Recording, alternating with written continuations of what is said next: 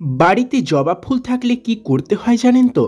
না হলে রেগে যাবেন মা লক্ষ্মী, অভাব ছাড়বে না কিছুতেই। বাড়িতে জবা গাছ থাকলে এই নিয়ম মানা জরুরি, না হলে চরম সর্বনাশ ঘটতে পারে। আমরা ঘরের বাগান সাজাতে অনেকেই নানা রকম ফুলের গাছ লাগিয়ে থাকি, যার মধ্যে অন্যতম হলো জবা গাছ। কিন্তু জবা গাছ ঘরে থাকলে পাওয়া যায় অনেক উপকার, বলেছেন বাস্তুবিদেরা। বাস্তুবিদেরা আরও জানিয়েছেন, ঘরে জবা ফুলের গাছ থাকলে পাওয়া যায় দেবী লক্ষ্মীর কৃপা, কারণ এই ফুল ধনদেবীর খুব প্রিয়। আসে না অর্থ সংকট এই গাছ বাড়িতে থাকলে। লাল জবা ফুল খুব প্রিয় পবনপুত্র হনুমানের।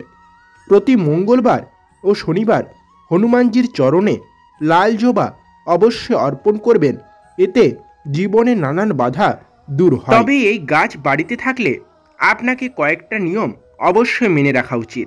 যদি আপনি এই নিয়মগুলি না মানেন, তাহলে আপনার গৃহত্যাগ করবে মা লক্ষ্মী।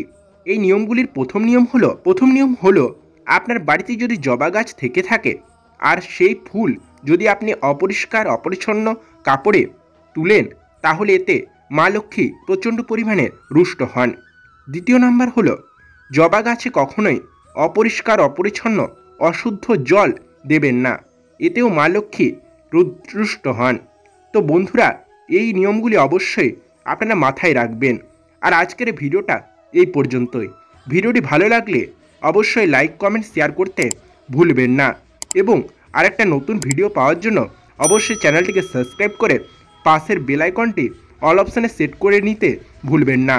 তো চলুন, দেখা হচ্ছে আরেকটা নতুন কোনো ভিডিওতে। ততক্ষণের জন্য ভালো থাকবেন, সুস্থ থাকবেন, দেখতে থাকবেন আজকের কথা। নমস্কার।